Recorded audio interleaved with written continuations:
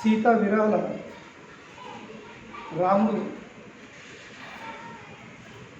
ఇంత బాధపడినట్టు ఇంత శోకిస్తుంది. చివరికి ఏమైంది, రాముడు ఎన్నిసార్లు పిలిచినా కానీ సీతను సీత సీత సీత నువ్వు ఎక్కడికి లేని శబ్దం వినబడ్డది. సీత అయినా కూడా ప్రకటించదు. లేకపోతే ప్రతిసారి రాముడు అట్లా సీత అనేసరికి సీత అక్కడికి వచ్చేది, కంటిమూడికి సీత వచ్చేది. కానీ ఎన్నిసార్లు సీత సీత అని పలికినా కానీ సీత కంటి రాలేదు. అప్పుడు రాముడికి ఖచ్చితం నమ్మకం కలిగింది. ఏంటి, ఎవరో ఒకరు రాక్షసులు వచ్చి సీతను మింగేసింది. లక్ష్మణ్ కూడా అంతే బాధ ఉంది. ఎందుకు, లక్ష్మణ్ అనిపిస్తుంది నేను చేయబట్టి జరిగింది, నేను ఇక్కడ ఉన్నవాడితే ఈ ప్రమాదం జరగకపోతుంది. కనుకనే రాముని బాధ రాముడు ఉన్నాడు, లక్ష్మణ్ బాధ లక్ష్మణ్ ఉన్నాడు. రాముడేమో సీత తప్పిపోయింది, సీతను ఎవరు ఎత్తుకుపోయారు, అపహరించారు అని రాముని బాధ ఉంది. లక్ష్మణ్ బాధ ఏముంది, నేను చేయబట్టి ఇది జరిగింది, నేను అన్నమాట వినకపోతే. కనుకనే అన్నది పరిస్థితి ఇప్పుడు ఇలా అయిపోయింది. కనుకనే ఎవరంగల వాళ్ళు శోభిస్తుంది. ఇంకా రాము కంటే ఇంకా లక్ష్మణ్ బాధపడుతుంది. కానీ ఇద్దరికి బాధలు ఉన్నాయి. కానీ బాధలు ఉన్నా కానీ వాళ్ళు తన లక్ష్యంని మర్చిపోతలేరు. ఇది ఒక పాఠం. ఇద్దరు బాధపడుతున్నారు కానీ ఇద్దరి లక్ష్యం ఏముంది, సీతను ఎత్తుకడం. సీత ఎక్కడుందో సీతను వెతుకుడు వీళ్ళిద్దరి లక్ష్యం. కనుకనే వాళ్ళు కేవలం బాధపడుకుంటా తన లక్ష్యం మర్చిపోతలేరు. ఇది పెద్ద పాఠం ఉంది. జీవితంలో ప్రతిసారి సుఖాలు దుఃఖాలు ఇవి రావడం పోవడం జరుగుతూ ఉంటాయి. సమస్యలు వస్తాయి, అప్పుడు సమస్యలు తొలగిపోతాయి, మళ్ళీ ఆనందం వస్తుంది. ఈ కింద మీద జీవితం నడుతూ ఉంటుంది. కానీ ఈ సమస్యలది లేక ఈ సుఖం దుఃఖం కానీ ఈ రెండిట్లో అంతే పవర్ ఉంది. ఏంది, ఏం పవర్, ఏం శక్తి ఉంది, మనను మన లక్ష్యంని మరిపించే శక్తి ఉంది. సుఖం వచ్చిన కానీ వ్యక్తి మర్చిపోతాడు, దుఃఖం వచ్చిన కానీ వ్యక్తి మర్చిపోతాడు. సుఖంలో ఏమో సుఖం ఎక్కేసరికి లక్ష్యం మర్చిపోతాడు, దుఃఖం వచ్చేసరికి ఇట్లా ఎందుకు అవుతుంది అప్పుడు మర్చిపోతాడు. ఈ భౌతిక ప్రపంచం కూడా ఏంది, సుఖాలు దుఃఖాలు వచ్చుడే. కానీ లక్ష్యంని మర్చిపోకుండా ఉండాల్సింది. కానీ లక్ష్యం మర్చిపోవద్దంటే, లక్ష్యం తప్పద్దంటే మనకు కావాల్సింది ఈ సుఖాలను ఈ దుఃఖాలను సహించు. శీతోష్ణ సుఖ దుఃఖద, శీత ఉష్ణ సుఖ దుఃఖ. ఇప్పుడు మొన్నగా చలి ఉండే, చలిపోయింది. ఇప్పుడు ఒక 10 రోజుల ముందు వరకు మనకు ఏ బట్టలు చాలా ఇష్టంగా ఉండేనో ఇప్పుడు ఆ బట్టలను చూస్తేనే చూడబుద్ధి కాదు. ఇప్పుడు బ్లాంకెట్లు, గొంగళ్ళు, బొంతలు, స్వెటర్లు, మోజలు, టోపీలు అట్లా ముట్టబుద్ధి కాదు. ఎందుకు, ఇప్పుడు దాంతో ఏమవుతుంది, ముందర లేకపోతే సమస్య ఉండే, అది ధరించకపోతే సమస్య ఉండే, ఇప్పుడు ధరించే సమస్య వస్తుంది.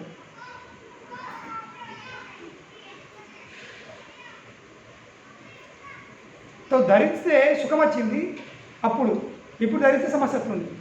ఇదేంటి, ఇది కేవలం ఇంద్రియాల అనుభవంపై ఆధారపడి ఉంది. మన ఇంద్రియాలకు ఏం అనుభూతి కలుగుతుందో దాన్ని బట్టి మనం ఒక విషయాన్ని ఒప్పుడము, ఒక విషయాన్ని రిజెక్ట్ చేస్తాం. ఈ చర్మంకి చలికాలము, ఈ చర్మంకి స్వెటర్ వేసుకునేసరికి ఎచ్చగా అనిపిస్తుంది, ఎస్ మంచిది. ఇప్పుడు అదే చర్మంకి ఎండాకాలం స్వెటర్ వేసుకుంటుంది, అవస్థ అవుతుంది. అందుకనే అది నచ్చట్లేదు. స్వెటర్ దోషం లేదు, మనలో దోషం లేదు. దోషం ఎక్కడ ఉంది?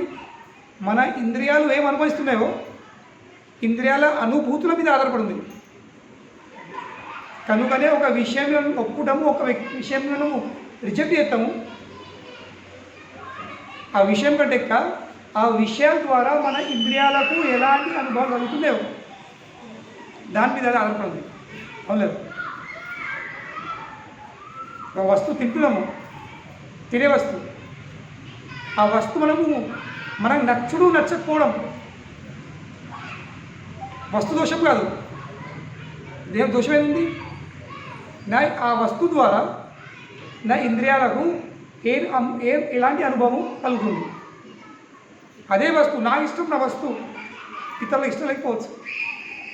లేదు, ఎందుకంటే ఆ వస్తువు ద్వారా నా ఇంద్రియాలకు ఆనందం వస్తుంది, నా నేలకు మంచి అనిపిస్తుంది, కానీ ఇంకొక నేలకు నచ్చదు.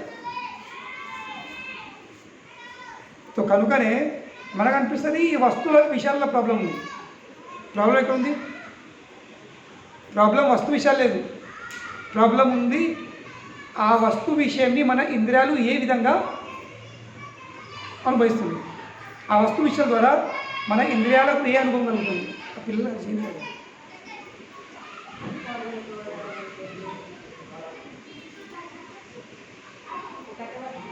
సో కనుకనే కేవలం కృష్ణ చెప్తుండు ఇంద్రియాల అనుభూతి.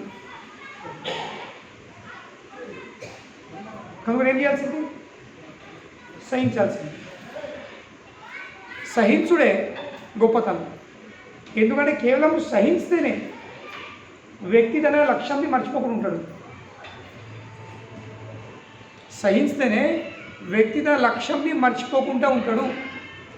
లేకపోతే సహించకపోతే ఏమవుతుంది? బాధలు వస్తాయి. ఆ బాధ ద్వారా ఆ బాధ అయితే చిక్కిపోతావు, ఆ సుఖం దుఃఖం అయితే చిక్కిపోతావు, లక్ష్యం మర్చిపోతావు. ఇది అర్థం చేసుకోవాల్సింది. సుఖం వచ్చినా కానీ ఏమవుతావు? పొంగిపోతావు. ఒక మానవుడు సుఖం వచ్చేసరికి పొంగిపోతాడు. ఆ పొంగిపోయేసరికి లక్ష్యం తప్పిపోతాడు. దుఃఖం వస్తే కుంగుతాడు. కుంగేసరికి మళ్ళీ లక్ష్యం మర్చిపోతాడు. కనుకనే కృష్ణుడు గీతలో ఉపదేశం చెప్తుడు సహించు. ఎందుకంటే ఇవి ఎప్పటికి ఉండేవి కావు. అనిత్యాస్ శబ్దం వాడుతుండు. శీతోష్ణ సుఖ దుఃఖద ఆగామ ఆపాయనం. ఆగామ ఆపాయనం అంటే ఏంది? రావడం. ఆగమం ఆగమనం. ఆగమనం అంటే రావడం. ఆపాయనం అంటే ఏంది? పోవడం. ఆగామ ఆపాయనం. ఇవి వస్తాయి, పోతాయి. ఎందుకు? ఎందుకంటే ఈ భౌతిక లోకం గుణం ఏంటి? అనిత్యాస్. అనిత్య అంటే ఏంటి? అశాశ్వతం. అది ఎప్పటికి ఉండేది కావు,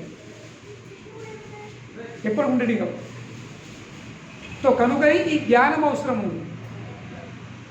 ఏం జ్ఞానము? ఈ భౌతిక ప్రపంచము అశాశ్వతమైనది. ఈ భౌతిక ప్రపంచంలో ఉన్న ప్రతి ఒక్క పరిస్థితులు అశాశ్వతమైనవి. కనుకనే అటువంటి అశాశ్వతమైన విషయాల కోసము, అలాగే అశాశ్వతమైన విషయాల ద్వారా నేను బాధపడి పొంగి కుంగి నా లక్ష్యాన్ని మర్చిపోకూడదు. నా లక్ష్యం నేను మర్చిపోకూడదు. ఉదాహరణ, ఎంత చలి ఉన్నా కానీ చలి పెడుతుంది, మనం తోటలో కూడా మానేస్తాం. నీళ్ళు చల్లగా ఉంటాయి, మానేస్తామా? అంటే ఇప్పుడైతే అన్నీ కరెంటు టైం కత్తున్నాయి. నాటి కాలంలో ఎంత చల్లినా కానీ ఏమేరు రాత్రి అంతా ఉండరు. ఏ టైం కరెంట్ వస్తుండేదో ఆ టైంకి పోయి నీళ్ళు వారుతుంది. అప్పుడు చలి అని బాధపడ్డారా? చీకటి అని బాధపడ్డారా? భయపడ్డారా? ఇప్పుడు లైట్లు ఉన్నాయి, అప్పుడు లైట్లు లేవు, టార్చులు లేవు. పోయిండు. ఎందుకు? ఇది లక్ష్యం ఏముంది? పంటలు పండించడం. లక్ష్యం పంటలు పండించడం ఉంది. లక్ష్యం ఉంది మన పొట్ట, లక్ష్యం ఉంది మన జీవితోపాధి.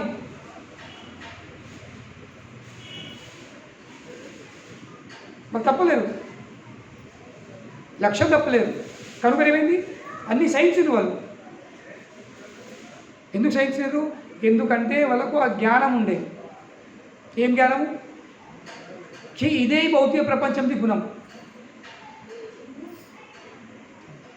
ఇదే జీవిత ఉపాధి, ఇవే నియమాలు, ఇవే నిబంధనలు. వాళ్ళ జ్ఞానం ఉండే కాబట్టి వాళ్ళ జ్ఞానం ఉండే దాంతో పడి వాళ్ళ లక్ష్యం కూడా ఫిక్స్ ఉంది.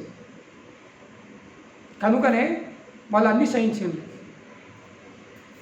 వాళ్ళు జీవితాన్ని అనుకూలంగా మార్చుకున్నారు.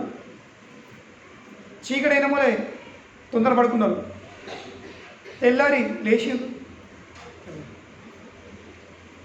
వాళ్ళ జీవితంలో దినం అంటే ఏంటి? సూర్యోదయం నుంచి సూర్యాస్తం. రాత్రి ఎవరు పని చేయలేదు. కనుకనే ఎవరికి లైట్ అవసరం పడలేదు, ఎలక్ట్రిసిటీ అవసరం పడలేదు, బల్బులు అవసరం పడలేదు. బతకలేరా? జీవితం గడపలేరా? సంసారం చేయలేరా? డబ్బులు సంపాదించలేరా? ప్రపంచం నడలేదా? గండి లేకున్నా నడిచింది, దీనికి మంచిగా నడిచింది, హాయిగా సుఖంగా ఉన్నారు. ఇంకా ఎప్పుడేమైంది? లైట్లు పెట్టుకొని టీవీలు పెట్టుకొని రాత్రి నిద్ర అవుతలేరు. అవునులేదు.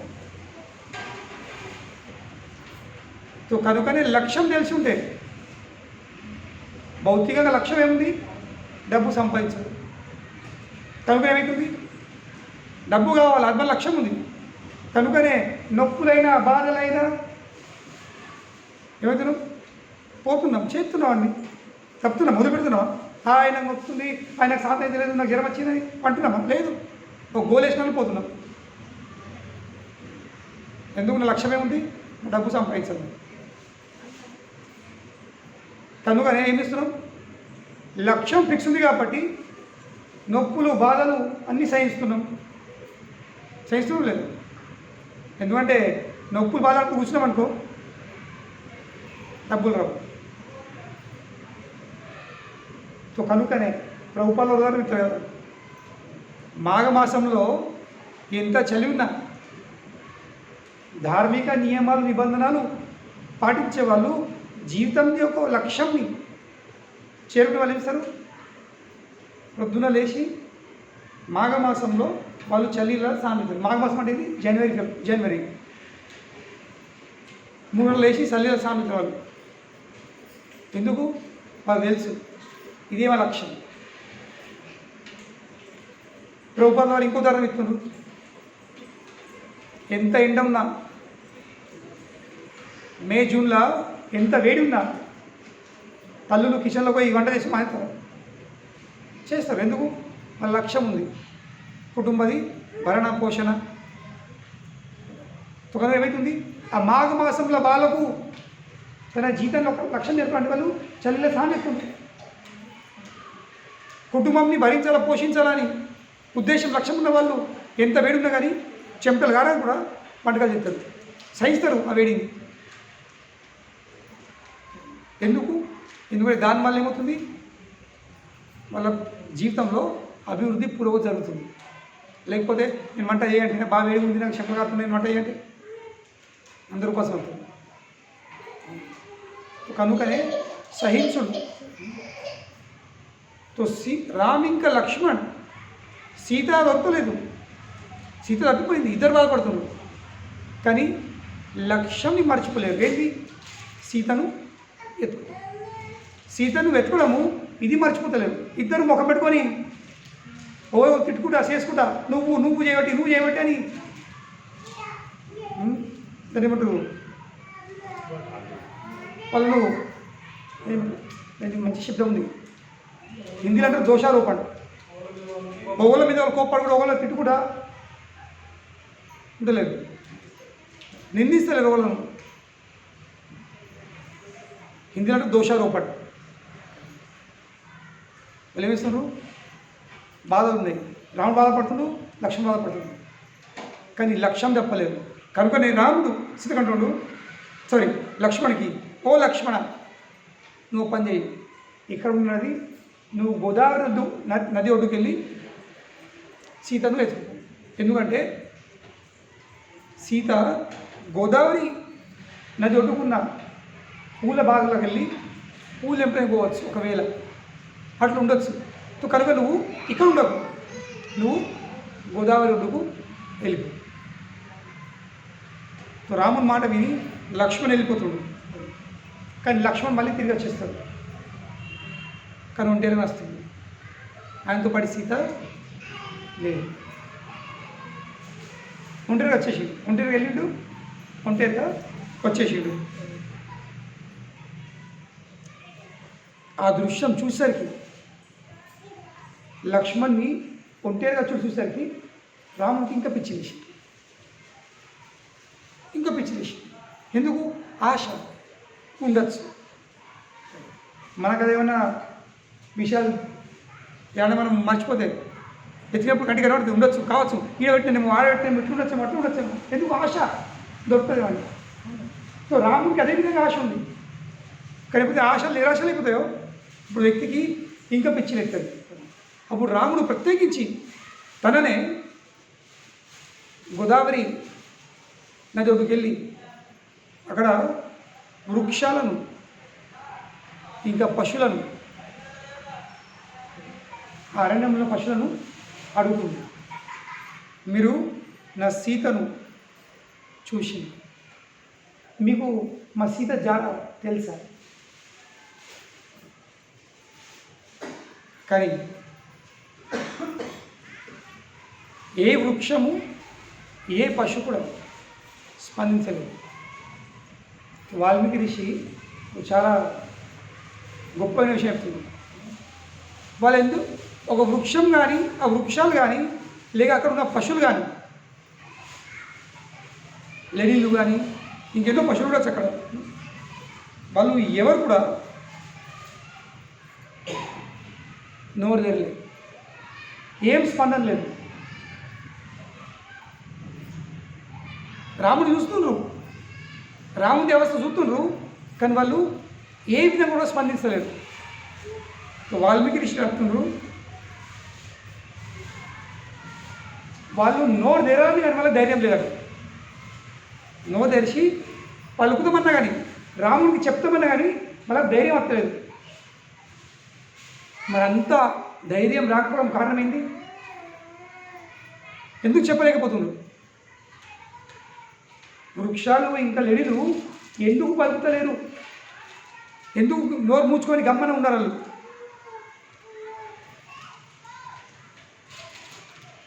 వాల్మీకి శక్తులు రావణుసుడు యొక్క భయం, రావణాసుడి భయంకి వాళ్ళు ఎవరు కూడా మాట్లాడతలేరు. అందరూ నిశ్శబ్దంగా అయిపోయారు.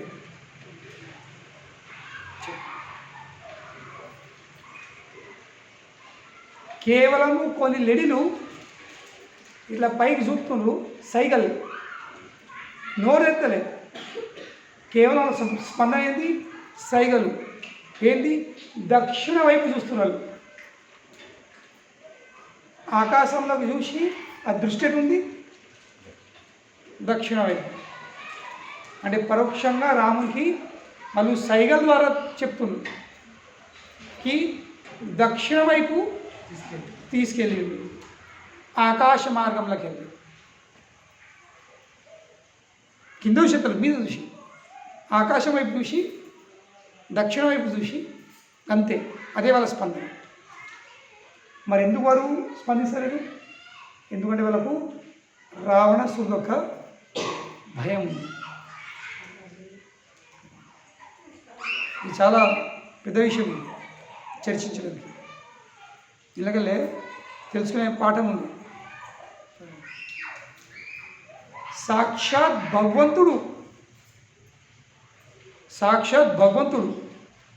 భయము ఎవరినైతే చూసి భయపడి పారిపోతుందో, భయము ఎవరినైతే చూసి పారిపోతుందో ఆ వ్యక్తి, ఈ లెడీలు, ఆ పశువులు, ఆ వృక్షాల ఎదుట ప్రత్యేకించి వ్యక్తిగతమైన స్వరూపంలో నిలబడి ఉన్నాడు, దర్శనమిస్తుంది.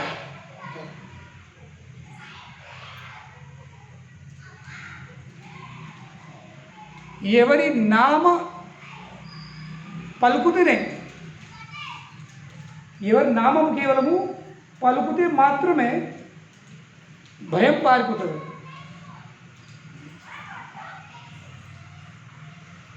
ఎవరి ఎవరి విషయము వింటే మాత్రమే భయం నష్టమైపోతుందో ఆ వ్యక్తి ఆ నామం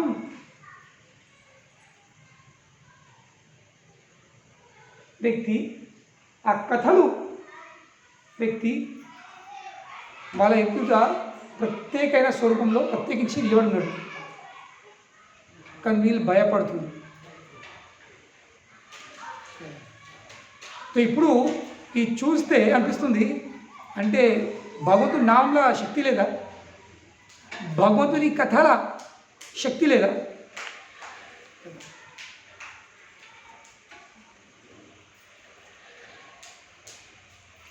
భగవంతుడు ప్రత్యేకించి వాళ్ళ ఎదుట దర్శనమిస్తుండు వాళ్ళకు, కానీ కూడా వాళ్ళ హృదయంలోకి వెళ్ళే భయము పోతలేదు. అంటే దోషం ఎక్కడుంది? దోషం భగవంతుడు నామం ఉందా? ఆ నామము వాళ్ళ భయము తొలగలేకపోతుందా? అంటే నామంతోనే భయం తొలగిపోతుంది.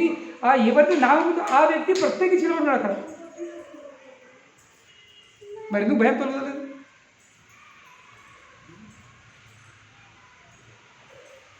యస్యామై శ్రేయమానాం కృష్ణ పరమ పురుషే భక్తిరుత్పత్తితే పుంసాం శోక మోహ భయ ఆపహ. కేవలం కృష్ణుని విషయము శ్రవణం చేస్తే మాత్రంతోనే హృదయంలో భక్తి ఉద్భవిస్తుంది. శోకము మోహము మరియు భయం నష్టమైపోతుంది. కేవలం కృష్ణ కథ వినుడు ద్వారా, కేవలం భగవంతుని నామం జపం చేసుడు ద్వారా, కేవలం భగవంతుని దర్శనం చేసుకున్న ద్వారానే భయం నష్టమైపోతుంది ఒక మానవుంది. కానీ వీళ్ళ భయం ఎందుకు నష్టమైతలేదు? వీళ్ళు ఎందుకు ఇంత భయపడినారు? రావణాసుడు వెళ్ళిపోయాడుకి వెళ్ళి, రావణాసుడు లంకకు చేరుకున్నాడు. అయ్యో రావణుడు అందుబాటులో ఉన్నట్టు మాట వేరు, అప్పుడు భయపడే కారణం ఉంటుంది. కానీ రావణాసుడు లేడు, రాముడు ఉన్నాడు. కానీ కూడా భయము తొలగిపోతలేదు. వాళ్ళు భయంకి నోరు తెరలేకపోతుంది, రామునికి ఏం చెప్పలేకపోతుంది. మరి ప్రాబ్లం ఎక్కడ ఉంది? దోషము భగవంతుడు నామలు ఉందా, భగవంతుని కథలో ఉందా, లేక భగవంతుడు ఉందా? భగవంతుడు పరిపూర్ణుడు, భగవంతుని నామం పరిపూర్ణమైనది, భగవంతుని కథ పరిపూర్ణమైనది. దోషం అందులో లేదు. దోషం ఉంది ఈ లెడీలది, ఆ వృక్షాల అందులో, ఆ పశువుల దోషం ఉంది. ఏం దోషం ఉంది? వాళ్ళకు భగవంతుని యొక్క శక్తిపై నమ్మకం లేదు, భగవంతుని యొక్క శక్తికి అవగాహన లేదు వాళ్ళకు. కనుక ఏమవుతుంది? భయం నష్టమైతే లేదు. వాళ్ళకు భగవంతుని విషయం కొంచెం కూడా తెలిసి ఉండాలంటే ఈ రాముడు ఎవరు? ఏ రాముడైతే ఒక గంట లోపలనే 14,000 రాక్షసులను ఒంటరిగానే సవరించగలుగుతాడు, సవరించిండు. దాన్ని చూసినారు. కానీ భగవంతుని యొక్క గొప్పతనం వాళ్ళకి తెలియదు, ఇంకా భగవంతుని యొక్క గొప్పతనంపై వాళ్ళకు నమ్మకం లేదు. కనుకనే వాళ్ళ జీవితంలో మార్పు రాలేదు, వాళ్ళ హృదయంలో ఉన్న భయము తొలగిపోలేదు, వాళ్ళ శోకము నష్టం కాలేదు, వాళ్ళ మోహం నష్టం కాలేదు. ఎందుకు? భగవంతుని కేవలం చూస్తున్నారు, భగవంతుని తెలియదు, కేవలం చూస్తున్నారు. కానీ చూస్తే జీవితంలో మార్పు రాదు. ఇది పాఠం. పాఠమేముంది? కేవలం భగవంతుని దర్శనం చేసుకుంటే జీవితంలో మార్పు రాదు. భగవంతునిపై, భగవంతుని యొక్క శక్తిపై నమ్మకం ఉండాల్సింది. కానీ ఆ నమ్మకం ఎలా కలుగుతుంది? భగవంతుని విషయము వినుడు ద్వారా, భగవంతుని యొక్క విషయము, భగవంతుని యొక్క శక్తి విషయము తెలుసుకోవడం ద్వారా. కనుకనే భగవంతుని విషయము వినాల్సింది. కనుకనే శాస్త్రాలు చదవాల్సింది. శాస్త్రాలు చదివే సమయం లేకపోతే, శాస్త్రాలు చదవడానికి తెలివి లేకపోతే, జ్ఞానం లేకపోతే, చదువు లేకపోతే కనీసము వినాల్సింది. వినితే ఏమవుతుంది? వినితే కనీసము జ్ఞానం వస్తుంది, భగవంతుని యొక్క గొప్పతనం విషయం తెలుస్తుంది మనకు.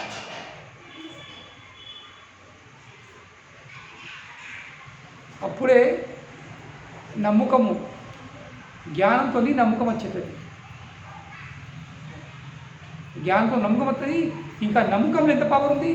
నమ్మకము మన జీవితంలో అన్ని సమస్యలను తొలగిస్తుంది. ఇంకా అందరికంటే పెద్ద సమస్య ఏముంది? భయం. అందరికీ భయం ఉంది. ఈ లోకంలో ప్రతి ఒక్క మానవుడు భయపడున్నాడు. భయం లేని వ్యక్తి ఎవరు లేరు. భయం లేని వ్యక్తి ఎవరు లేరు. నాకు దేనికి భయం లేదంటే కనీసము చావు భయం ఉంది నేను. అవును లేదు, నాకు ఎవరితో నేను భయపడన్నవాడు మనకి మృత్యు భయం ఉంది. తో భయం లేనివాడు ఎవరు లేరు. అందరూ భయపడలేరు. అందరికీ ఇన్సెక్యూర్ ఫీలింగ్ ఉంది, అభద్రత భావం అందరికీ ఉంది. కానీ అది మన ప్రయత్నాలతో, మన సామర్థ్యంతో, మన శక్తి నష్టమేది కాదు. అది కేవలము భగవంతుని దర్శనంతో కూడా నష్టమేది కాదు. నామం కూడా జపం చేయొచ్చు, భగవంతుని దర్శనం చేసుకోవచ్చు, నామం కూడా జపం చేయొచ్చు. కానీ కూడా జీవితంలో మార్పు రాదు. నామం జపం చేసిన జీవితంలో మార్పు రాదు. ఒకవేళ భగవంతుని విషయం విన్నగానే మార్పు రాదు. ఎందుకు? నమ్మకమే లేకపోయాడు. నమ్మకం లేకపోయేసరికి జీవితంలో ఏం మార్పు వచ్చేది కాదు. నువ్వు జీవితం అంతా జపం చేయు, నువ్వు జీవితం అంతా క్లాసులు విను,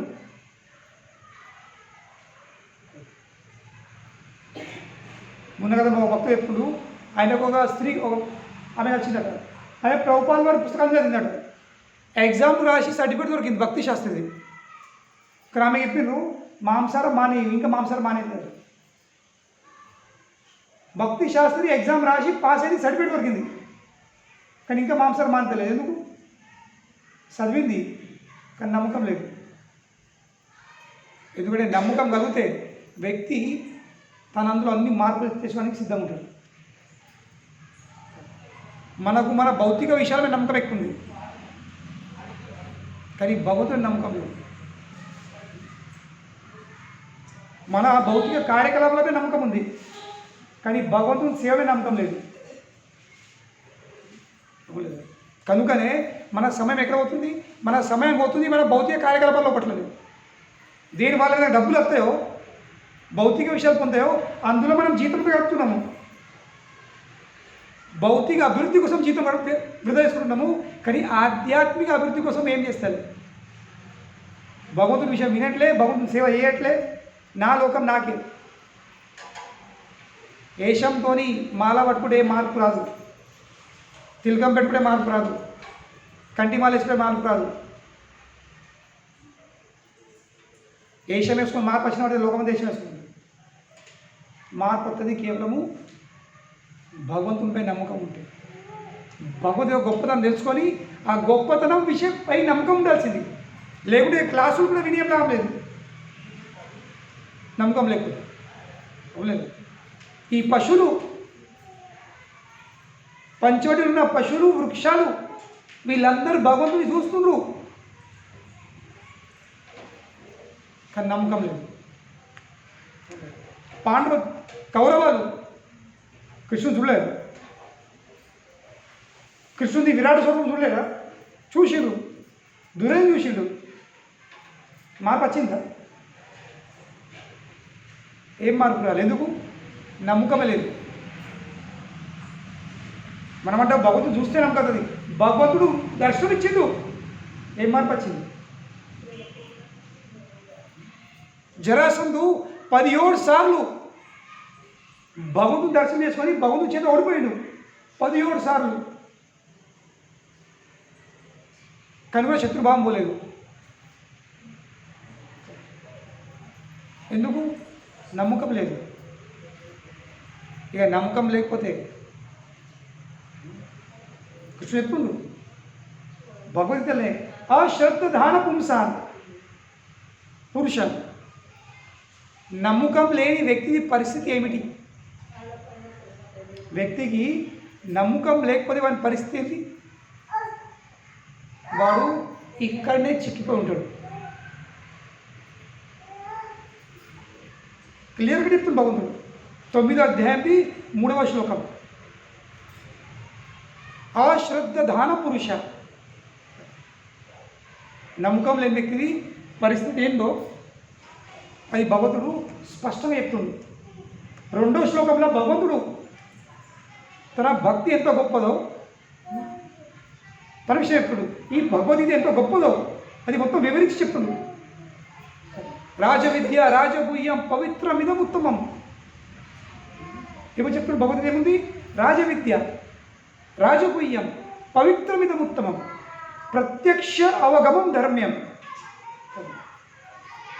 చెప్పినట్లు పాటించినట్లయితే ప్రత్యక్ష అవగమం ధర్మ్యం, సుసుఖం కర్తుం అవ్యయం. ఈ భక్తి మార్గం ఎటువంటిది? అది చేసుంటేనే వ్యక్తికి సుఖవంతమైనది, అవ్యయం, నష్టపోదు.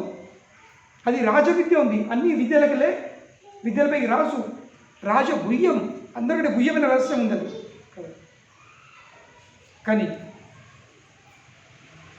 ఇన్ని విషయాలు తెలుసుకున్న తర్వాత కూడా ముందు చెప్తాడు 3వ శ్లోకంలో, అంటే ఇన్ని విషయాలు ఇన్ని కూడా అంటుంది జనాలు ఎందుకు భక్తి వేయలేకపోతున్నారు, ఎందుకు గీత చదవలేకపోతున్నారు? ఎందుకంటే వాళ్ళకు నమ్మకము లేదు. ఈ విషయాన్ని భగవంతుడు 3వ శ్లోకంలో చాలా స్పష్టంగా చెప్తున్నాడు. ఏమంటాడు? అశ్రద్ధధాన పురుష, ఏ పురుషునికైతే నమ్మకం లేదో, అశ్రద్ధ, నేను చెప్పిన విషయాల మీద నమ్మకం లేకపోతే, నా పేరు మీద నమ్మకం లేకపోతే, నా కథల మీద నమ్మకం లేకపోతే, నా సేవల నమ్మకం లేకపోతే, నా భక్తుల సాంగత్యంలో నమ్మకం లేకపోతే వాళ్ళ గతి ఏంది? నువ్వు చెప్పండు. అశ్రద్ధధాన పురుష ధర్మస్య పరంతప. దేనిపై నమ్మకం లేకపోతే? ఈ ధర్మస్య, ఈ మార్గంపై నమ్మకం లేకపోతే వాళ్ళ గతి ఏంది? అప్రాప్య మాం నివర్తంతే. అప్రాప్య, ప్రాప్య అంటే ఏంది? ప్రాప్తిరస్తు. ఏం రాసేది? పునర్దర్శన ప్రాప్తిరస్తు. ప్రాప్తి అంటే ఏంది? మళ్ళీ మీకు తిరిగి మీరు వెళ్తుండ్రు, మళ్ళీ మీకు దర్శనము పొందాలి అని రాసింది అక్కడ. తిరిగి సో ప్రాప్తి అంటే ఏంటి? పొందుడు.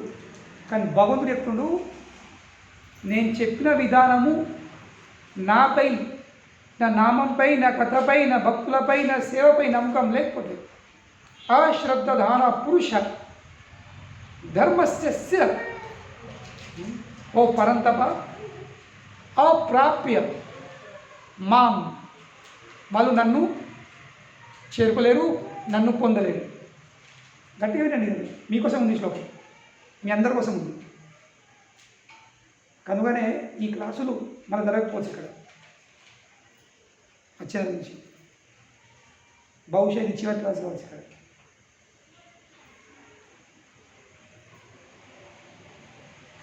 ఎందుకు? అశ్రద్ధధాన పురుష.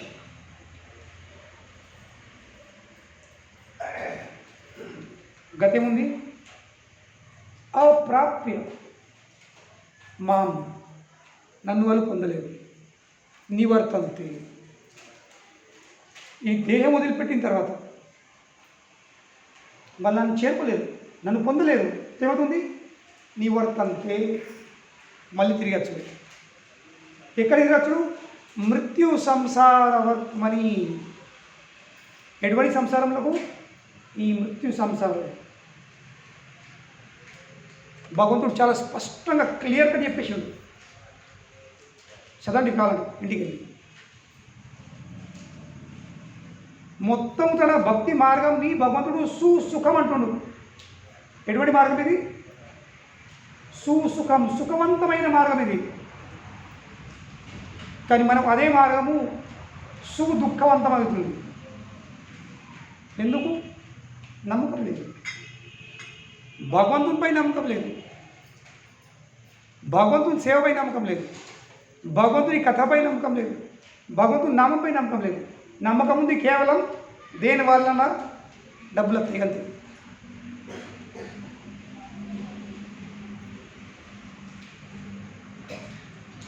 వ్యక్తికి దేనిపై నమ్మకం ఉంటుందో అదే పొందుతుంది.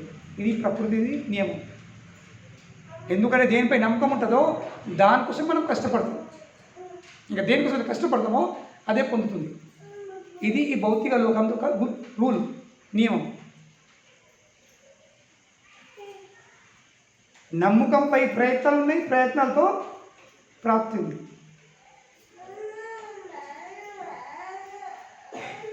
సాక్షాత్ భగవంతుడు ప్రత్యేకించి నిలబడుతున్నాడు. అన్ని భయాలను తొలగించేవాడు. భయం ఆయన చూసి పారిపోతుంది. కానీ వీళ్ళు అట్టి శ్రీరామచంద్రుడి సన్నివేశం నుండి వీళ్ళు భయంకి నోరెత్తలేరు. ఎందుకు? నమ్మకం లేదు. ఆ యజ్ఞపత్నిలు, ఆ బ్రాహ్మణులు యాగం చేసేవాళ్ళు వాళ్ళ భార్యను ఆపిరు, మీరు పోయలేదు కృష్ణ బలరాంకి ఇవన్నీ పడగలుసుకుని పోయలేదని. కానీ వాళ్ళు పోయిరు. ఆ యాగపత్ని అందరూ వెళ్ళిపోయారు. అవన్నీ వంటకాలు తీసుకొని యాగం కోసం ఏర్పడి పడగలు తీసుకొని కృష్ణ బలరాంకి గోపాలందరూ తిరిగి వచ్చింది. దాని తర్వాత వాళ్ళు తిట్టుకుంటున్నారు ఈ బ్రాహ్మణులు. మా జీవితం వ్యర్థం, మా పుట్టుకం వ్యర్థం, మా చదువు వ్యర్థము, బ్రహ్మచర్య వ్యర్థము, మా తపస్య వ్యర్థము, మా జ్ఞానం వ్యర్థము అని తనకంతా తిట్టుకుంటున్నారు. ఎందుకు? మా భార్యను ఏం చేయలేరు, మేము ఎంత చేసినామో వాళ్ళు ఏం చేయలేరు. కానీ వాళ్ళకు భగవంతుని అనుగ్రహం లభించింది, మాకేం లభించదు. తిట్టుకుంటున్నారు, అన్నీ చెప్తున్నారు, పశ్చాత్తాపం చెప్తున్నారు. కానీ ఆ అధ్యాయంది చివరి శ్లోకం చెప్తుంది, అంతా తిట్టుకున్నారు, అంతా చేసిండ్రు. కానీ అందుబాటులో ఉన్న కృష్ణుని దర్శనం కోసం వాళ్ళు పోలేరు. కృష్ణుడు అందుబాటులో ఉన్నాడు, కొన్ని అడుగులు దూరం అంతే. మరి అంతా బాధ అనిపించినప్పుడు పోయి దర్శనం చేసుకోవచ్చు కదా, క్షమాపణ కోరుకోవచ్చు కదా, అయ్యా మమ్మల్ని అనుగ్రహించాలని అనొచ్చు కదా. పోలేరు వాళ్ళు. ఎందుకు పోలేరు? శ్లోకం చెప్తుంది, వాళ్ళకు కంసుంది, భయం ఉంది. మరి తిట్టుకోవడానికి ఏమీ ఉంది కదా, ఆ తిట్టుకోవడము ఆ ప్రాయశ్చిత్తం ఏమీ ఉంది. అంటే ఏంటి? భగవంతుడు ఎంతో గొప్పవాడని 10-20 శ్లోకాలు చెప్తున్నారు వాళ్ళు, పాడుతున్నారు. అబ్బా నువ్వు ఎంత గొప్పవాడు, ఎంత గొప్పవాడని. కానీ కేవలం గొప్పవాడని తెలుసుకుంటే జీవితంలో మార్పు రాలేదు. వాళ్ళకు ఆ భగవంతుని గొప్పతనంపై నమ్మకం లేదు. నమ్మకం లేకపోతే అందరినీ చిక్కిపోయినారు. అదే యాగశాలలో చిక్కిపోయారు, అదే కర్మకాండాలు చిక్కిపోయి ఉన్నారు. అక్కడికి ఒక ఇంచు కూడా కదలలేదు. కొన్ని భార్యలు ఆ యాగం వదిలిపెట్టిండ్రు, బంధం వదిలిపెట్టిండ్రు, వాళ్ళు వెళ్ళిండ్రు కృష్ణుని సేవ కోసం. ఏమైంది? కృష్ణుడు అనుగ్రహం వచ్చింది. సో కేవలం భగవంతుని విషయం వింటే అభివృద్ధి జరగదు. కేవలం మేము జపం చేస్తున్నాము, అభివృద్ధి జరగదు. ఆ దేవుని తెలిసి ఏం చెప్తున్నాడు? జపం కూడా ఎత్తలేదు. కేవలం తిలకం పెట్టుకోము, కంటిమాలు వేసుకున్నాము, మేము మాంసారం మానేసాం, ఏం మార్పు రాదు. అప్రాప్యమాం భగవంతుడు క్లియర్ చేసిండు. అశ్రద్ధదాన పురుష ధర్మసస్య పరంతప అప్రాప్యమాం నివర్తంతే మృత్యు సంసార వర్త్మని. ఈ మృత్యుతో కూడిన సంసారంలో మళ్ళీ పడిపోయి ఇక్కడే ఉంది. వాళ్ళ ఎడుల వృక్షాలు, అబ్బా రావణ మేము చెప్తామంటే ఆయన రామస్వామి చంపుతాడేమో భయం. అరే భగవంతుడు అందుబాటులో ఉన్నాడు. మీరు చూసి ఉన్నారు 14,000 కర్ర ఇంకా దూషణతో సహా రాముడు ఒక్కడే గంటలు ఒక్కడే చంపేసాడు. రావణసుడు ఎక్కింది. నమ్మకం లేదు. సో నమ్మకం లేనిది మనం ఏది చేసినా అది వ్యర్థమే. ఎందుకంటే నమ్మకం లేకపోతే శరణాగతి రాదు. ఇంకా శరణాగతి రాకపోతే భగవంతుని చేరుకుంది. కానీ వీళ్ళ పరిస్థితి ఏమైంది? కేవలం సాయిగలు అంతా చూస్తుంది భయం. మన భయం ఏమిటి? అపోద్ర భావం ఏమవుతుంది, అటు పోతే ఏమవుతుంది, ఇటు పోతే ఏమవుతుంది, నమ్మకం లేదు. భగవంతుడు తలుచుకుని అన్నీ అవుతాయి. భగవంతుడు సర్వశక్తివంతుడు. భగవంతుడు తలుచుకుంటే ఆయన కూడా మీకు అసాధ్యం కాదు. నమ్మకం లేకపోతే మనకు మన శక్తి ఎక్కడ నమ్మకం ఉంది, మన పనుల మీద ఎక్కడ నమ్మకం ఉంది. పెట్టుకోరు. దేని మీద నమ్మకం ఉందో అదే గతులుతుంది, అదే పొందుతుంది. దానికి ఎవరేం లేదు. ఎందుకంటే ప్రతి ఒక్క వ్యక్తికి నమ్మకము తన నమ్మకంని తననే పెంపుకునబడుతుంది. నమ్మకము దుకాణంలోకి పోయి 10 రూపాయలు పెట్టి కొనే విషయం కాదు. కొనే విషయం కాదు. లేక నాకు డబ్బులు ఎక్కువ ఉన్నాయి, నేను 10 రూపాయలు ఎక్కువ పెట్టి ఎక్కువ కొనుక్కుంటానే విషయం కాదు. ప్రతి ఒక్క వ్యక్తి తన నమ్మకంని పెంపుకునబడుతుంది. కానీ నమ్మకం ఎట్లా పెరుగుతుంది? నమ్మకం పెరుగుతుంది మనము ముంగడికి వెళ్తే భగవంతుడికి తోడ్పడి ఆ కార్యాన్ని సక్సెస్ చేస్తాడు. అప్పుడు నమ్మకం పెరుగుతుంది. సో భగవంతుడు నమ్మకంని పెంచుతాడు. కానీ దానికోసం మనము అడుగులు ముందే పడుతుంది. అడుగులు వెనుక ఉండి నా నమ్మకం పెరగాలంటే ఉన్న నమ్మకం కూడా పోతుంది. ఇది అర్థం చేసుకోవచ్చు. కనుకనే ఈ వృక్షాలు, ఈ లెడులు భగవంతుని సేవ చేసి భగవంతుని లోకం చేరే అవకాశం ఉండదు. తర్వాత మొత్తం వానర సైన్యము భగవంతుని తోడ్పడరు వాళ్ళు. ఎందుకు? ఎందుకంటే వాళ్ళకి నమ్మకం ఉంది. ఏమైంది? భగవంతుడు ప్రత్యేకించి అందరి అయోధ్య తీసుకుపోయాడు. అదే పుష్ప వాహనం మీద కూర్చోబెట్టి అందరినీ అయోధ్య తీసుకెళ్ళిండు. తర్వాత అందరూ వైకుంఠం పోయాడు. ఎందుకంటే వాళ్ళు రాముని నమ్మకం పెట్టుకున్నారు. ఎస్, ఈ వ్యక్తితో మనం ఉంటాం, ఈ వ్యక్తికి మేము తోడ్పడతాం. వాళ్ళు రామస్వామి భయపడలేదు.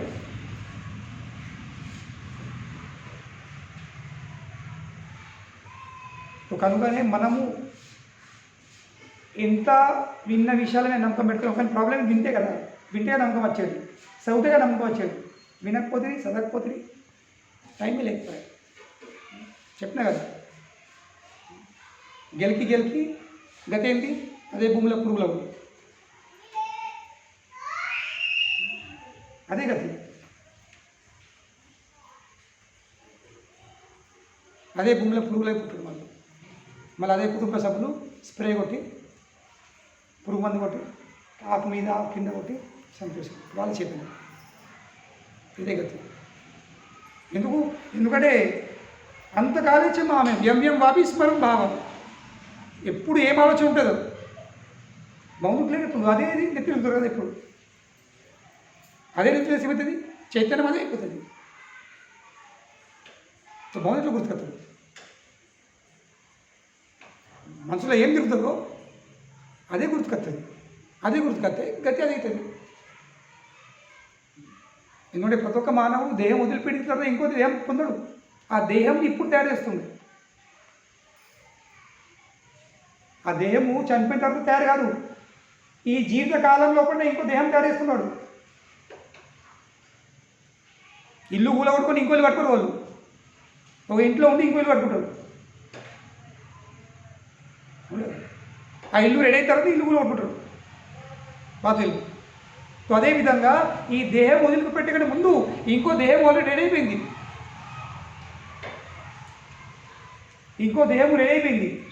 కేవలము గృహప్రవేశం చేసి ఆలస్యం. కానీ దేహం దేంతో తయారైంది? మన చైతన్యంతో, మన భావంతో. ఈ జీవితంలో మనం ఏం ఆలోచిస్తున్నామో, ఏం చేస్తున్నామో, ఏం కోరికలు ఉన్నాయో దాన్ని బట్టి ఆ దేహం తయారైంది. ఎట్లా అనుకోవద్దు, నేను చనిపోయిన తర్వాత చనిపోయేటప్పుడు అప్పుడు భక్తి చేస్తా, అప్పుడు నాకు మంచి దేహం దొరుకుతుంది, అప్పుడు నేను నగలు బయట పెడతా. కాదు. మన ఆలోచనలు, మన విచారాలు, మన భావనలు ఏమున్నాయో దాన్ని బట్టి మన దేహం తయారైపోతుంది అక్కడ. సో కనుకనే ఇప్పుడు మన విచారాలు ఏమున్నాయి, ఇప్పుడు మన భావం ఏముందో, ఇప్పుడు మన నెత్తిలో ఏం తిరుగుతుందో అదే డిజైన్ పడుతుంది అక్కడ, అదే ఎలివేషన్ ఉంటుంది, అదే మెట్రిక్ అని, అదే రూమ్లు అదే ఇంటీరియర్ అదే లైటింగ్ ఉంటుంది. తర్వాత ఈ ఇంటీరియర్ ఎట్లా వచ్చే, ఈ లైటింగ్ ఎట్లా వచ్చే, ఈ ఎలివేషన్ ఎట్లా వచ్చే, ఈ రంగు ఎవరు వేసిరి, ఈ టైల్స్ ఎవరు పెట్టి నువ్వు పెట్టుకున్నావు. ఏ మేస్త్రి ఏ కార్పెంటర్ కూడా తన ఇష్టంతో పెట్టాడు, అవుతాడు. ఏ రంగు కావాలా, ఏ డిజైన్ కావాలా, ఎట్లుండాలా, మెట్లు ఇది ఎట్లుండాలా, తలుపులు ఎట్లుండాలా, కిటికీలు ఎన్ని ఉండాలా అడిగి పెడతాడు. అదేవిధంగా ప్రకృతి కూడా మాయ కూడా అన్నీ మన కోరికల అనుకూలంగానే అటువంటి మన ఇంకో దేహం తయారేస్తుంది. సో మన మీద ఉంది ఈ ఎటువంటి దేహం పొందాలో, ఎటువంటి దేహం పొందుతుందో. దాని తర్వాత గృహప్రవేశం చేసిన తర్వాత ఇల్లు రెడీ అయిన తర్వాత ఏంటి సాగలేదు. ఎందుకు రెడీ అయిపోయింది, ఇల్లు రెడీ అయిపోయింది. అప్పుడే చెప్తావు కూడగొట్టుకుంటావా, వదిలిపెడతావా, వదిలిపెట్టాలి కూడగొట్టుకోవాలి, ఉండాలి నేను ఏం చేస్తాం. అదేవిధంగా తప్పని విషయం ఆ శరీరం పొందుడే, అందులో ఉండుడే, ఇష్టం ఉన్నా ఇష్టం లేకుండా పర్రెలు వస్తాయి, ఉండుడే, రంగు నచ్చది ఉండుడే. ఎందుకు మీదే చాయిస్ ఉండేది. కనుకనే ఈ విచారం మనసులో తీసేలాగి తర్వాత ఎప్పుడు రాదు. ఎందుకు తర్వాత గ్యారెంటీ ఉంది, తర్వాత గ్యారెంటీ ఉంటే తర్వాత విషయం మాట్లాడదు. ఉందా గ్యారెంటీ తర్వాత? భక్తి చేయడానికి 108 ఆటంకాలు, 108 కారణాలు. కానీ లౌకిక శరీరానికి ఏం కారణం లేదు, అందులో అవరోధాలు లేవు, అవేం అవతలేవు.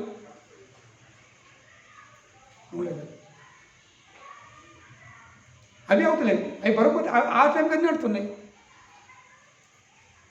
కానీ మందిరం వచ్చుడు ఈ పనులు ఉన్నాయి, సేవలు చేసుడు ఈ పనులు ఉన్నాయి, క్లాసులు రావడము ఈ పనులు ఉన్నాయి. మీ చాయిస్.